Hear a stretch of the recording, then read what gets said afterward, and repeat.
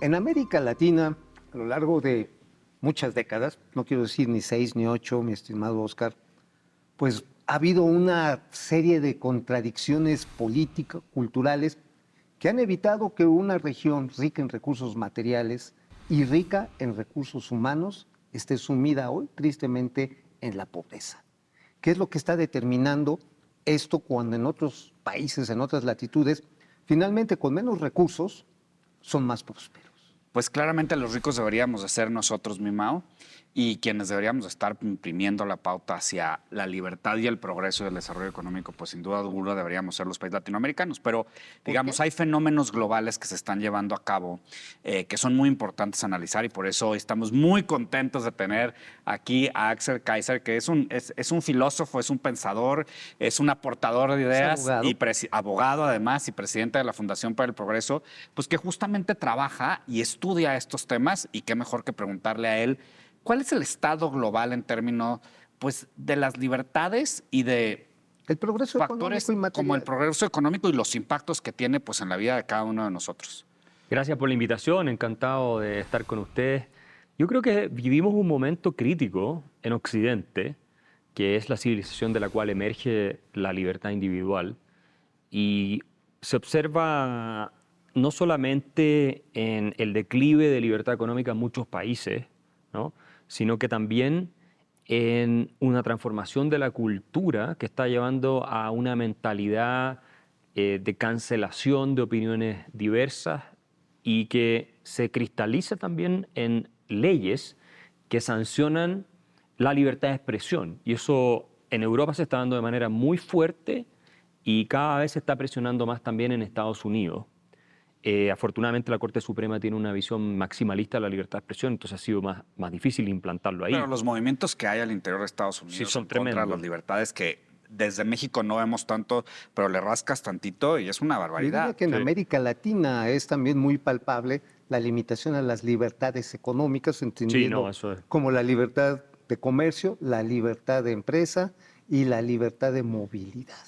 Bueno, fíjate que cuando tú examinas ese ranking de libertad económica del Fraser Institute de Canadá, que yo lo estaba mostrando ahora en distintos países, vengo llegando a una gira de Honduras, Puerto Rico, antes de eso estuve en Paraguay, Panamá, en Perú, nadie lo ha visto nunca. Y lo que llama la atención ahí recientemente es que hay países como Chile, del cual yo vengo, que era el que lideraba el ranking de libertad económica, que han caído estrepitosamente, es decir, estamos perdiendo posiciones de manera dramática. Venezuela, que el año 75 era el país número 13 con más libertad económica del mundo, hoy día es el con menos, el número 162. A mí me gustaría aquí hacer una pausa y que nos pudieras ayudar a explicar qué es la libertad Sí. económica. Bueno, yo lo voy a plantear en simple. La libertad Échale. económica es la posibilidad que tenemos los individuos, cada persona, de perseguir sus fines, ¿no es cierto?, el proyecto de vida que tienen con aquello que les pertenece y con las posibilidades que son capaces de crear para salir adelante, ¿no? Eso es la libertad económica. Ahora, ¿en qué se traduce? Que tú tienes que tener ciertas cuestiones protegidas. El derecho de propiedad. Sin derecho de propiedad no puede haber libertad económica. Se termina la libertad económica porque se termina la libertad individual. Si tú no puedes disponer de tus ingresos y yo te los quito 100% de tus ingresos, Pues ya. tú pasas a ser mi esclavo. No pasas a ser una persona que es dueña de su, Si los frutos paso de el su trabajo. 30% de mis ingresos, ya soy 30% Bueno, eres tu esclavo. 30% esclavo. ¿No? Sí, Más o bueno, menos, para tú irnos sabes entendiendo. que había un famoso profesor de Harvard, filósofo Robert Nozick, que decía precisamente eso, que, a ver, preguntémonos qué porcentaje de lo que nosotros producimos con nuestro esfuerzo todos los meses se lo lleva el Estado. 51%. Y si te dice 50, más o 50, menos 50. suponte que es un 50%, él te dice, bueno, eso equivale a trabajar 15 días al mes, Para ellos. suponiendo que trabajas 30, para hacerlo simple, gratis a otra persona. Y entonces él planteaba la siguiente pregunta, decía, si en vez de cobrar los impuestos, te obligáramos a ti a trabajar 15 meses gratis, sin que te paguen absolutamente nada, te forzaran a trabajar para alguien sin que te paguen, ¿no?, y los otros 15 los trabajas como tú quieres y quedándote todo para ti, ¿estaríamos de acuerdo con eso? Y le decía, nadie estaría de acuerdo con eso porque estaría claro que estamos siendo esclavizados en parte. Entonces los impuestos son una forma de agresión sobre la libertad de los individuos, sobre la propiedad de los individuos, y surgen históricamente, y esto es importante tenerlo presente, como un robo. El Estado Claro. se origina como grupos de delincuentes que van y dominan a otros grupos. Hay un libro de Franz Oppenheimer, el sociólogo alemán, que es muy interesante sobre esta historia. Entonces, los nómades, digamos, pastores, en fin, terminan sometiendo a las tribus de campesinos, estamos hablando de miles de años atrás, que eran más débiles y al principio las masacraban y los mataban a todos, hombre, mujer y niño. Después se dieron cuenta que era mejor dejarlas vivas a las personas para que trabajaran y quitarles una parte. Y ese es el origen del Estado. Entonces se quedan ahí como dominadores de esos pueblos, ¿no? Esto me recuerda a una leyenda muy interesante, la de Robin Hood. Claro. Bueno, pero ojo, que hay un tema de Robin Hood que, claro, ¿por qué? Robin Hood lo que hacía era recuperar los impuestos confiscados por el Estado, por el rey. Para regresarlos. Exacto, para regresárselo a sus legítimos dueños. ¿Cómo pasamos de esta explicación que me parece maravillosa de qué son realmente los impuestos y por qué hay que observar sobre ellos a este oleaje tan fuerte de populismo y de pérdida de libertades, como lo decías en función del índice que mencionabas? Mira, las ideologías, a mi juicio, son el factor decisivo en toda esta discusión. Hay dos pensadores que a mí me gustan mucho. Uno es Deirdre McCloskey, que hace poco ha escrito varios libros tratando este tema. Y ella explica que cuando tú cambias la mentalidad y la forma en cómo hablamos de la gente que crea riqueza, y los países abrazan el éxito y no tienen envidia a los que les ha ido mejor, y los políticos promueven los incentivos para que se produzcan más empresas, más crecimiento económico y todo eso, entonces a ti te va bien y sales adelante. ¿Y por qué en América Latina, en vez de estar pensando de en contagiar esta prosperidad, de decir vamos a ser exitoso, pareciera que hay una larga historia en el que más bien es no querer al que tiene éxito y tratarlo de restringir con todas las herramientas del Estado? Mira, ¿Por qué sé que sucede? Juan Bautista Alberdi, que fue un genio intelectual liberal argentino, ¿no? Que es padre de la Constitución de 1853 en ese país, decía que el problema de los latinoamericanos, ya en esa época, a diferencia de los norteamericanos, nos comparaba con Estados Unidos, es que nosotros esperamos que el Estado nos resuelva todo, el gobierno. Nosotros no tenemos esa ética de pararnos sobre nuestros propios pies de la misma manera como la tienen culturas anglosajonas o nórdicas, si uno quiere, etc. Entonces, cuando tú tienes esa mentalidad de que otro te resuelve los problemas, le abres la puerta a que venga un caudillo, un líder y diga, yo te resuelvo el problema. ¿Y cómo? Quitándole al que tiene más para regalarte a ti. Ahora, esto existe también en otras partes, no es que solo sea en América Latina. El problema es un fenómeno global. No, es global porque la naturaleza humana es igual en todas partes. Lo que ocurre es que hay menos rencor, menos, si uno quiere, odiosidad en el discurso público que se da en países desarrollados que lo que se da en los nuestros. Y también, como han logrado consolidar instituciones que garantizan altos niveles de libertad económica, son países ricos. Nosotros, como hemos fracasado en garantizar esas instituciones, en parte por esta ideología, porque se hemos triunfado en medio construirlas y luego totalmente destruirlas. Sí. Pero como digo, es un problema ideológico y por eso es tan importante cambiar el discurso público para ir cambiando la mentalidad de la gente. ¿Cómo se cambiaría?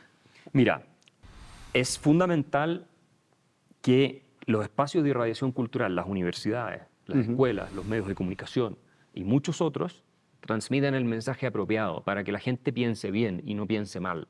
El problema es que cuando piensas mal y tienes a un grupo de personas muy grande pensando mal, tomamos decisiones políticas. ¿Cómo entenderíamos pensar mal? ¿Qué características habría? Pensar mal es esperar que el líder político te resuelva los problemas y no que cree una fascinación al paternalismo. El paternalismo, el demagogo que te va a prometer las cosas gratis y que celebra que le está dando gratis bonos a las personas o fertilizantes gratis en los campos y todo ese tipo de cosas que no se hacen, no es así como funciona en el mundo desarrollado, por muchos problemas que ellos también tienen y que uno puede criticar. Claro. No es la mentalidad de fondo. La mentalidad de fondo es que la gente se para sobre sus propios pies. Y eso es lo que otro pensador, Douglas North, Premio Nobel de Economía, llama instituciones informales, que son el conjunto de hábitos, de creencias, de valores, de costumbres que tenemos en las sociedades, ¿no es cierto? Y que hacen la diferencia entre el desarrollo, el éxito y el fracaso. Y él dice, América Latina fracasa porque no tiene las instituciones informales que tiene creencias, digamos, preliberales, por no decirles casi medievales. Yo diría que son preliberales en el sentido de que hay una concepción en América Latina, sobre todo muy arraigada en las élites intelectuales, Yo escribí ese libro, El economista callejero, que se vende en México y le digo muy bien, ha sido bestseller en distintos países, ahora se publica en Estados Unidos, Alemania, en Polonia, en distintas partes, donde explico que el empresario es un benefactor social. Si sin empresarios no existiría nada, estaríamos muriéndonos de hambre. Es decir, todo lo que vemos, esta chaqueta, el micrófono que estoy usando, la comida que consumimos todos los días, La luz que tenemos. la luz que tenemos, la electricidad, es el producto de empresarios que crearon unidades de negocio que hicieron posible que estas cosas se crearan, porque la pobreza es la situación natural del ser humano. Tú, cuando naces, 10.000 años atrás, no existía este edificio. No, No. tú no vas al bosque y encuentras un iPhone. O sea, esas cosas hay que crearlas. Y por eso necesitamos Y empresarios. detrás de esas cosas hay muchas ideas que también tienen un valor. Innovación. E ideas Bueno, que dan libertad. todo parte aquí. Mira, cualquier cosa que la gente observe en su entorno, ¿no? Desde el desodorante que se ponen todos los días hasta el agua que reciben de las cañerías, alguien tuvo que pensarlo Claro. primero. Porque como digo, el árbol nadie tuvo que pensarlo. El árbol está ahí igual. y los animales lo usan, todo lo vemos. Pero todo lo que es la civilización humana es un trabajo de creación de las potencias imaginativas de nuestra especie.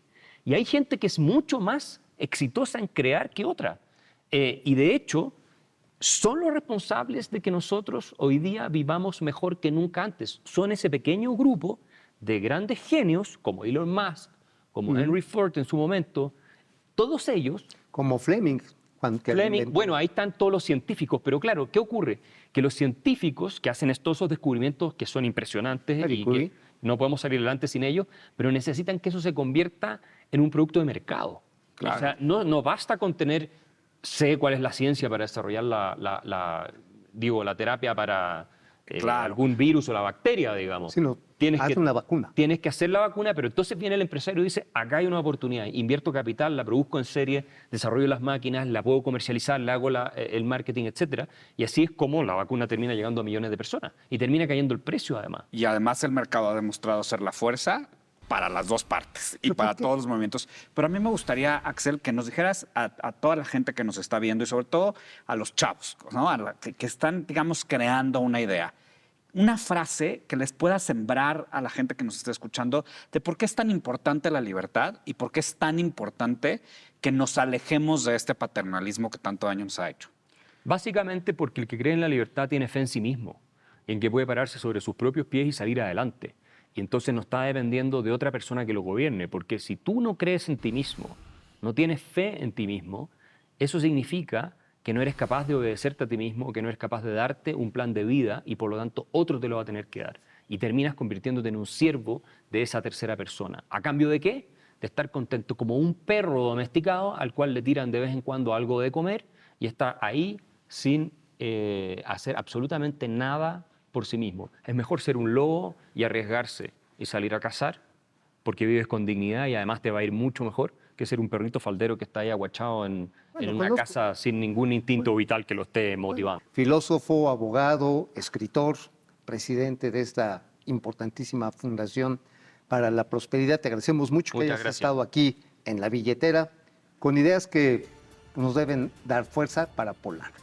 Aquí a celebrar el éxito, mi Mau, y ustedes nos vemos la próxima semana y seguimos celebrando el éxito.